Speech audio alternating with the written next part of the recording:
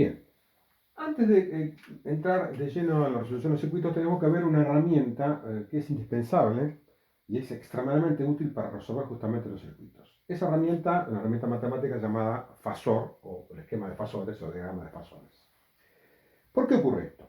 Porque muchísimas veces, en la mayoría de los casos, tenemos que sumar en los circuitos de corriente alterna funciones, tensiones, por ejemplo, que están desfasadas. Ya vamos a ir viendo esto. Yo lamentablemente tengo que introducir primero esto para después poder aplicarlo, pero ya lo vamos a ver prontamente, ¿no?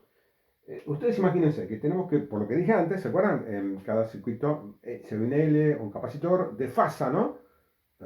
Debido a que integra o deriva, lo hemos visto así muy brevemente, conceptualmente. Entonces, vamos a tener circuitos en donde hay que sumar cantidades, tensiones, por ejemplo, que están desfasadas. Como esta, por ejemplo, una tensión B1, que es un coseno, y la tensión B2 que está desfasada con un cierto ángulo delta phi, como ustedes ven. Y es muy común tener que sumarlas. La primera ventaja de todo esto es que omega es constante, eso lo tienen que recordar siempre, por supuesto. Todas las sumas son senos o cosenos o funciones sinusoidales de forma genérica, como vimos, pero todas de omega constante. Eso es una gran cosa, ¿no? Parte de esto lo hemos visto el año pasado, cuando vimos ondas elásticas, los fenómenos de interferencia, ¿se acuerdan ustedes? Y también lo han visto en óptica al principio, lo estamos viendo por tercera vez, digamos. Si yo estoy sumando dos tensiones, en forma genérica, por ejemplo, dijimos que es un coseno más un desfasaje, como vimos en el video anterior, ¿no? Cada uno tendrá su tensión de pico y su desfasaje respecto al inicio, a t igual a 0. La frecuencia es la misma, por suerte. Si yo tengo que sumar esto, y lo tengo que hacer matemáticamente, es bastante complicado hacerlo. Muchas relaciones trigonométricas, cada vez hay que hacerlo, es muy, muy pesado. Veamos entonces el método alternativo. La diferencia de fase entre Φ2 y Φ1 lo llamo delta Φ. En este caso entonces, delta Φ es esto que está marcado, ¿no? Lo marqué entre dos picos de esta función. Entre el pico este y este pico, ¿no? Ese es delta Φ. En caso particular, para la roja, Φ1 sería 0, ¿no? Así como está tomado, como ustedes ven, ¿sí? Pero caso particular. Caso general, tendrá una fase. Les recuerdo los casos críticos que hemos visto el año pasado. ¿Qué pasa si la diferencia de fase es 0? Bueno, son dos cosenos en fase, como ustedes ven, por ejemplo.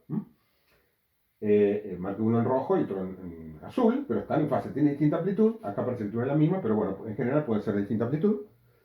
Y están en fase. Se suman ahí directamente, punto a punto, entonces la suma es muy fácil. Se saca el factor común coseno y la suma total de la amplitud va a ser BM1 más BM2.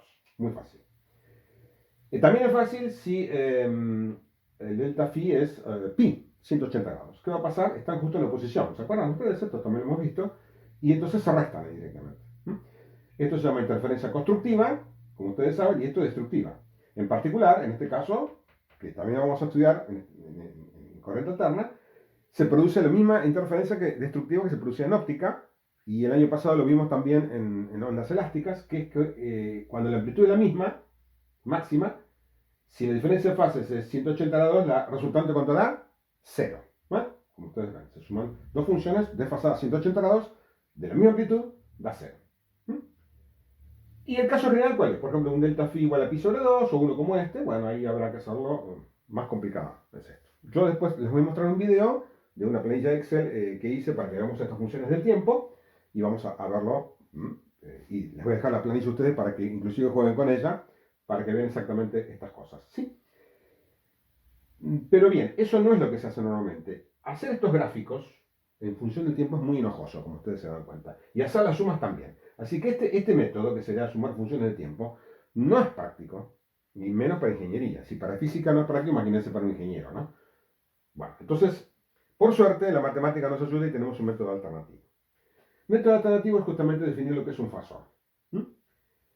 Yo tengo que hacer acá una reflexión, que es que la teoría de fasores es un poco más complicada de lo que voy a explicar yo acá, y se estudia generalmente en la materia que sigue, que es la teoría eléctrica, para los ingenieros eléctricos y electrónicos. ¿Sí?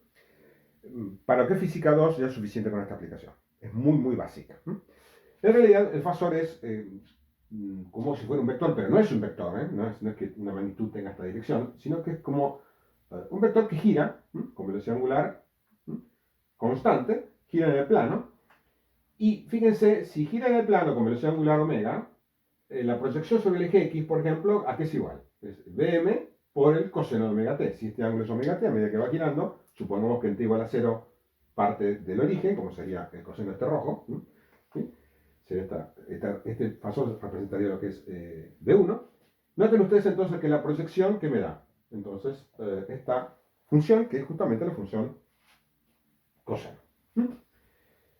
Esto ya lo hemos hecho también, porque la física al final tiene muchas analogías. Lo hemos hecho cuando comparamos movimiento oscilatorio armónico con movimiento circular uniforme. ¿Se acuerdan ustedes? Que decíamos que el movimiento oscilatorio armónico, ¿qué es? Es la proyección del punto que gira en una circunferencia sobre el eje. Entonces, mientras que esto gira, este punto va girando, ¿se acuerdan? La proyección sobre el eje que hace un movimiento armónico simple de esta forma. Entonces no es ninguna novedad esto en realidad, ¿no? ¿Ok? Bien. ¿La novedad cuál es? Bueno, primero, tengo que decir que esto en realidad en ingeniería eléctrica no es un plano común, sino que es el plano complejo. Eje real, eje imaginario, porque es mucho más fácil entonces establecer esto utilizando las relaciones de Euler. Si ustedes recuerdan, E a la X, ¿sí? Y E a la menos X, o E a la Y X y E a la menos X, para representar el seno y el coseno. No voy a entrar en eso porque es mucha matemática, no viene al caso, pero todo está basado en eso, ¿no? Que es un plano complejo y que las funciones senoidales y cosenoidales se pueden expresar en función de E a la IX y E a la menos IX, donde I es la unidad imaginaria, ¿ok? Más que eso no les voy a decir. Está en los libros de fasores, pero no les voy a exigir nada de esto, solamente la aplicación práctica. Únicamente eso, no toda la teoría. Basta saber entonces que la proyección de este fasor sobre el eje horizontal, que le puedo llamar X en este caso, es entonces justamente la función que estoy buscando. ¿Y dónde viene la potencia del método? Bueno, pues yo tengo que sumar estas dos funciones. Por ejemplo, si tengo que sumar la función BM1 y BM2, las dibujo, cada uno con su fase, como ustedes ven, sería aplicando esto, las dibujo, y luego aplicando simplemente la regla del paralelogramo, como si fueran dos vectores. Insisto, no lo son porque no hay ninguna magnitud que se mueva en esa dirección y tengas nada que ver. Es una representación nada más. Pero puedo utilizar la regla de los vectores, la regla del paralelogramo, y encontrar la resultante, que va a ser simplemente esta, como ustedes ven, y este va a ser el ángulo, entonces, de desfasaje que vamos a tener. ¿Sí? Es muy sencillo hacerlo. ¿Sí?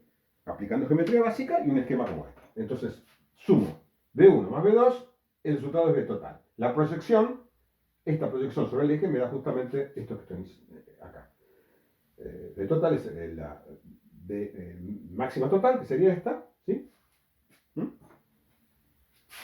B máxima total. Y el ángulo es el ángulo neto, este que está acá. No es ni 1 ni 2, por eso le puse phi total, porque no es un total, digamos, ¿no? Sino que es el neto entre una y otra. Acá lo vemos, digamos, estos tres casos los vemos perfectamente. Si estuvieran en fase los dos, el azul y el rojo, en este caso estarían en fase, entonces típicamente la suma es la suma lineal del vector, no hay ningún paralelogramo ahí, ¿no? Se suma linealmente. Si estuvieran en oposición, es así, ¿no? Como ustedes ven, 180 grados de diferencia, van girando así los fasores. ¿Se imaginan ustedes? Mucha imaginación hay que tener acá. Tienen que aprender a hacer eso, a imaginar. Los fasores irían girando, ¿sí? 180 grados de diferencia. ¿Y el resultante qué es? Simplemente la recta escalar, ¿no? Tampoco hay una composición vectorial acá, como ustedes ven.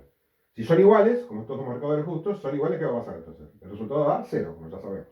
Si uno es más grande que otro, bueno, va a triunfar el que es más grande, pero va a estar en la dirección del mayor. ¿Sí? Entonces, son los casos sencillos, que estén en fase o que estén 180 grados de diferencia. Cuando están en un ángulo cualquiera como este, bueno, va a dar este resultado. En particular, si la amplitud es la misma, el ángulo, como ustedes ven, va a ser el ángulo medio. Supongamos que esto fuera 30 grados y esto fuera 60 grados, el ángulo va a estar 45, como ya sabemos también cuando lo hicimos. Tengo dos funciones, el pico por donde pasa, el pico de la resultante, lo vamos a ver también cuando vemos el diagrama del tiempo, el pico de la resultante por donde va a pasar, y va a pasar por acá, como ustedes ven, este punto ahí es el pico, la función va a ser una cosa así. ¿Sí? Bastante difícil de dibujar, después lo vamos a ver en la planilla de Excel. ¿Sí? La fase, ¿cómo va a ser? Va a ser intermedia entre una y otra, ¿sí? Que es lo que vemos acá. ¿Sí? Bien, entonces de aquí en más vamos a aplicar justamente lo que se llaman diagramas fasoriales. Vamos a representar, cuando tengamos que sumar funciones de este tipo, tensiones, en caso particular, cuando uno aplica la segunda ley de Kirchhoff, ¿se acuerdan? Hay que sumar tensiones, y estas tensiones van a estar desfasadas, en general, entonces vamos a aplicar diagramas fasoriales. A continuación, les voy a mostrar en un video que sigue a continuación, que es tomado de Wikipedia, un, un GIF, ¿eh? Los fasores que se mueven y cómo van desplegando en la proyección distintas funciones. ¿Mm? Para que lo vean bien claro. ¿Mm? Eso va a seguir ahora. Muy bien, aquí tenemos entonces dos gráficos, que es el mismo en realidad. A la izquierda está estático y a la derecha está en movimiento. ¿Qué son estos gráficos? Son la suma de dos funciones senoidales desfasadas, una llamada I1 de t, en rojo. Ustedes ven, vamos a mirar primero la figura de la izquierda, se ve el fasor ahí, I1 de t, ¿m? Y le vamos a sumar otra función senoidal desfasada, I2 de t. Como ustedes ven, hay un ángulo de diferencia entre una y otra. Y lo hacemos por entonces la teoría de los fasores, que sería sumando en forma, como si fueran dos vectores, ¿no? En forma vectorial, a esos dos fasores, I1 e I2, insisto, uno el rojo y otro el azul, y el resultado me da entonces I de t, que está marcado en violeta, que sería ese fasor que ustedes pueden ver ahí, la suma de las dos funciones, ¿sí? Para ver cómo trabaja dinámicamente esto, miremos el gráfico de la derecha. Y ahí ven ustedes entonces que a medida que los fasores giran, por supuesto los tres giran con la misma velocidad angular, ¿no? Obviamente, que sería 2pi por la frecuencia, de cada una de las dos funciones I1 y I2 tienen la misma frecuencia, obviamente.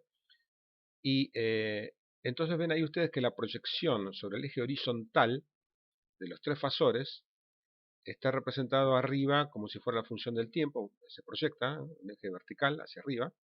Y ven ustedes entonces las ondas, la roja, la azul y la violeta, que es la resultante, cómo están representadas en el tiempo. Entonces esto justifica la representación esta fasorial, ¿verdad? Mientras que lo vemos de una manera en la parte de abajo de la figura, en la parte de arriba se ve cómo serían las funciones del tiempo. Entonces, en vez de sumar esas funciones en el tiempo, que sería muy enojoso hacerlo, bastante complicado, con este método de los fasores lo hacemos fácilmente y por supuesto que es muy fácil también de interpretar gráficamente. La teoría, bueno, hay una teoría matemática sobre esto que se las dejo a ustedes, pero lo importante es que puedan ver entonces de esta manera dinámica la aplicación tan útil de estos elementos llamados fasores.